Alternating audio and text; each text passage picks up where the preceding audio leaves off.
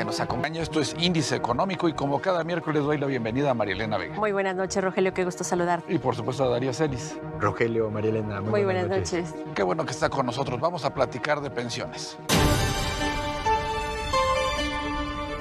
¿Cómo se encuentran las pensiones después del COVID? Vea lo que le preparamos.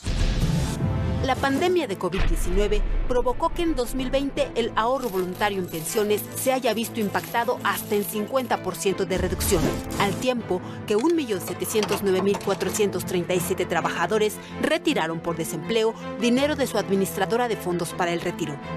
Según las cifras de la Comisión Nacional de Sistema de Ahorro para el Retiro, entre 2019 y 2020, 3.110.523 mexicanos recurrieron de emergencia a su fondo de pensiones.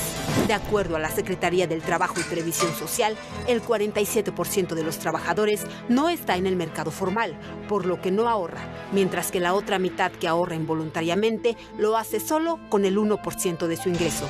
Históricamente, el ahorro de las Afores en 23 años ha crecido por debajo de la inflación, por lo que el rendimiento es muy bajo y las aportaciones voluntarias son mínimas. La crisis derivada de la pandemia de COVID-19 ha llevado a muchos pensionados a tener que retirar recursos de sus Afores, esto en función pues de la crisis económica que se vivió, la crisis en el empleo y sobre todo pues la incertidumbre que había hasta hace un año en cuanto a la marcha de la economía. Pero ¿cuál es el estado que guardan las pensiones en México en este momento? Vamos a platicar de ello con Ricardo Velázquez, él es experto precisamente en pensiones de asesores patrimoniales a quien le damos la bienvenida esta noche. Bienvenido, Ricardo, ¿cómo estás? Gracias, Darío. Buenas noches. Gracias noches. a los tres. ¿Hay una estimación de cuántos recursos y sobre todo cuántas personas han tenido que recurrir a sus Afores para poder pues, sobrellevar este entorno financiero que paulatinamente se va estabilizando en la función en función de que ha también avanzado la campaña de vacunación? Sí, en efecto, la realidad es que sí, la problemática económica derivada de COVID pues hizo a la gente retirar. El año anterior, 2020, poco más de 1.200.000 personas retiraron recursos de su cuenta de Afore. En el primer trimestre de este año van cercano a 500.000 personas que retiran. Sin embargo, no es el principal problema. Hubo afectación, afectará, depende el sistema de pensiones en el que se encuentren o no para su retiro. Pero bueno, sí, son los datos, ¿no? Finalmente, hoy se repone el empleo, sin embargo, del total de las cuentas activas que existen, digamos, en la Afore, no todas están activas, no todos podían retirar, ¿no? Afectará sin duda, dependiendo, te digo, el sistema pensionario. A la gente que ya está por pensionarse les afecta más por el sistema de pensión que tienen. Ricardo, tenemos dos vertientes en materia de pensiones, la ley anterior y la actual o las modificaciones actuales. Es correcto. Te referías hace un momento de que ¿quién tiene más afectación en estos momentos? ¿Cómo hacer para que ninguno de los dos pensionados, pues obviamente se vea afectado en sus ahorros de largo plazo? Si recordar, la gente que se pensiona hoy, la mayoría de las personas que se pensionan hoy corresponden a la ley anterior, la ley de 1973, que para estar en ella debiste haber cotizado antes de 1997. Esas personas se pensionan básicamente por dos factores. Uno, el tiempo cotizado expresado en semanas y el salario promedio al final de su vida laboral. Entonces, retirar dinero de su cuenta de Afore, como finalmente se compone de seguros de retiro, es de lo que se compone la subcuenta, al retirar, pues hay una afectación en el número de semanas. Te disminuyen el número de semanas. Es un cálculo actuarial y eso afecta en tu pensión. Hay posibilidad de recuperar el recurso, la ley lo contempla, puedes regresar el dinero que te prestaron y recuperar las semanas y en ese momento no afectas tu pensión, porque la pensión se puede ver afectada incluso arriba del 30%. La gente no lo sabe, ¿no? No sabe que existen maneras de recuperarlo o no puede. Generalmente le decimos a la gente que se informe para pues, que no afecte su pensión de por vida. Y la gente joven, que normalmente es menor de 42 años, pues no les afecta el haber retirado dinero en cuanto a semanas, sin embargo sí les va a afectar respecto al ahorro que van a acumular. Finalmente ellos se pensionan con lo que ahorren. Por supuesto. Ricardo, a partir de este año pues vamos a tener a los primeros pensionados con la nueva ley. ¿Cómo les va a ir? Pues no muy bien, pensando que es poco el tiempo. Mira, la ley empezó hace 23 años. La ley contemplaba tener cotizadas 1.250 semanas, que son 24 años. Por lo tanto, nadie podía pensionarse. Algunos sí por pensiones de invalidez o de orfandad, pero en general por retiro nadie podría. La ley contribuyó a que la gente se pudiera pensionar porque redujeron el número de semanas. Va a quedar en 1,000 semanas. Esa ley entró en vigor el 1 de enero de este año. Sin embargo, ahorita habrá una ventana de 10 años donde empezamos con 750 semanas, irán subiendo 25 semanas cada año hasta llegar a 1,000. Entonces sí, la gente que tenía hoy 15 años cotizados, porque por alguna razón empezó a cotizar hasta después del 97 y ya tiene 60 años, quiere decir, empezó hasta los 45 años a cotizar, pues ya se puede pensionar. Sin embargo, la pensión es inferior al salario mínimo, pero al menos tienen esa posibilidad. Hasta el primer trimestre del año son 6,200 personas las que se habían pensionado por este sistema, que de otra forma hubieran tenido que esperar 4 o 5 años más, ¿no?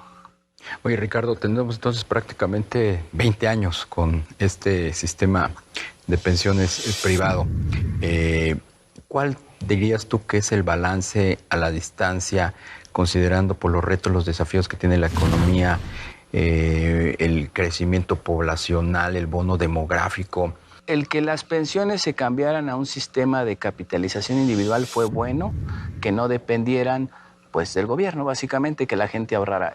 En su momento se planteó bien. Sin embargo, a 23 años de la existencia de este sistema, el balance es malo, por varias razones. Históricamente traemos un promedio del 5% y eso es la inflación o similar. El dinero no crece en la Afore, la gente asume que crece, pero crece más por la aportación del patrón. Realmente está perdiendo valor en el tiempo. Entonces, por un lado, el rendimiento es bajo, por el otro, las comisiones han sido muy altas históricamente, y por el otro, las Afores, las administradoras, están obligadas a invertir la mitad de sus recursos en bonos del gobierno federal, CETES, papel moneda, audibonos, y bueno, no hace rentable el rendimiento, ¿no? Si lo voy a usar a largo plazo, tendría que invertirlo en otros instrumentos de inversión, ¿no? Entonces, como concepto, los fondos de inversión son buenos, pero amarrados con las comisiones y la forma de invertir no ha sido tan bueno. Esta reforma, aprobada el año pasado, en efecto viene a contribuir. Digo, no hay reforma perfecta, sin embargo, es bueno. El ahorro va a subir del 6.5% sobre el ingreso al 15%. Evidentemente va a ser mejor que el 6.5%, ¿no? Oye, Ricardo, ¿cuál sería entonces la visión? ¿Se necesita darle mayor apertura a pues, a dónde se invierten las pensiones? O sea, que vayan a mercados internacionales, que vayan a otras plataformas. Sí, aunque eso no va a pasar, la realidad es que el ahorro en las administradoras representan el 20% del PIB y es mejor invertir en deuda pública para el gobierno. De alguna forma contribuye a la generación no solo de aeropuertos, de carreteras, de escuelas. Como sea, no es suficiente. La realidad es que ese 6.5% que era antes representaba que ibas a obtener una pensión al final de tu vida laboral en el orden del 25% de tu ingreso promedio. Al subirlo al 15%, tu pensión podría ser en el orden del 75% de tu ingreso promedio.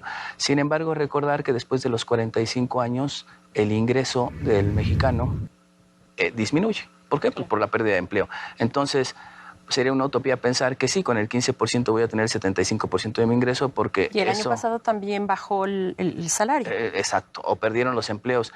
La gente pierde el empleo después de los 45 y realmente no acumula a lo largo de toda su vida laboral ese porcentaje. El único exhorto aquí es que la gente haga conciencia y ahorre. Ningún gobierno te va a proponer que ahorre. Hemos exhortado al gobierno para que haga campañas de ahorro. El ahorro voluntario, ¿verdad? Ahorro voluntario, y mi sugerencia es que sea cualquier otro instrumento de inversión, fondos de inversión, no en las Afores. La aportación del patrón está bien que esté ahí, no tienes opción, de hecho ni la pones tú, pones el 1%, lo demás lo pone el patrón. Ese es otro, creo, error de la nueva ley de pensiones, porque si bien sube del 6.5 al 15, el 100% del cargo es hacia el patrón. Y finalmente eso redundará en un aumento de precios o una disminución de tus salarios, porque el patrón es el único que va a llevar ese cargo del 6.5 al 15%. El trabajador va a seguir pagando el 1%. Una recomendación sería que el trabajador busque algunas opciones adicionales de ahorro, ¿verdad? Debemos concientizarlo de que ahorre, aunque no se lo exigiera el gobierno. Bueno, hubiera sido que en la reforma se subiera al 15%, pero a ti te exhortan a ahorrar más, pero no sé si eso políticamente es correcto, que te digan, pues en vez del 1 vas a ahorrar el 3 o el 4, ¿no? Entonces, es una chamba que es política, ¿no? Pero mientras no lo haga el gobierno, que te lo exija, nosotros lo que nos encargamos es de concientizarte que no hay otro camino más que el ahorro, con independencia en qué sistema de ley estés. Ricardo, finalmente decías que históricamente las Afores invierten en activos del gobierno. ¿Dónde pudieran invertir? ¿Cómo pudiera diversificar la inversión un aforado que le generara buenos rendimientos? Bueno, lo ideal es invertir en cualquier instrumento de inversión, en otros países, en índices, no solo en el IPC, que se invierte una parte, en otros mercados, ¿no? En Nasdaq, Standard & Poor's, otros mercados que a través del tiempo han demostrado que crecen en el mediano plazo. No hay camino, las administradoras no te dejan decidir dónde invertir. Entonces, finalmente, no tienes opción, hay 10 administradoras y el dinero que aporta tu patrón se va a alguna de ellas. Aunque escojas una, pues es lo mismo porque las comisiones son lo mismo. Tú tienes que buscar un instrumento de inversión. Sugerimos que sea un fondo de inversión, a largo plazo es lo mejor. Y bueno, estamos para asesorarlos, ¿no? Por supuesto. Pues Ricardo Velázquez, experto en pensiones de asesores patrimoniales, te queremos agradecer mucho que nos hayas acompañado esta noche. Gracias, tus comentarios, Darío. Tus sugerencias, tus opiniones sin duda son muy valiosos para quienes están en el contexto de este sistema de ahorro para el retiro. Muchísimas gracias, muy buenas noches. A ustedes. Gracias. Gracias, Ricardo.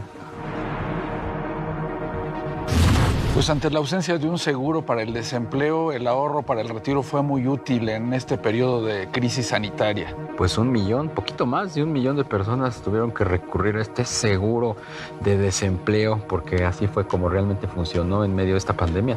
Claro, lo importante es que este tipo de personas, pues por supuesto, recupere ese ahorro, lo vaya haciendo poco a poco con el objetivo de que su pensión de largo plazo no se vea mermada, ¿no? Sí, la posibilidad de tener ahorro voluntario o buscar incluso otras alternativas de inversión que no sean las Afores también puede ser muy útil, sobre todo pensando en la vejez. Claro.